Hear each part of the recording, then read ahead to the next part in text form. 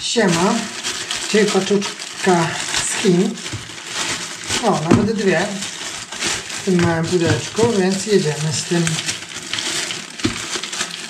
Ojej, ale to pakowali grubo. Tu zapewne okularki będą. A tutaj pokrowiec na telefon. Takie śmieszne to opakowanie. Trochę nie najlepsze.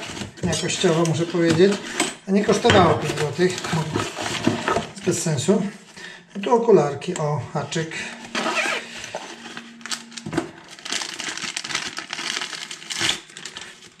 Kurczę, nie mam niczego, żeby móc sprawdzić, czy na pewno są polaryzacyjne. No, ale takie w miarę spoko. Więc zakup w miarę udany.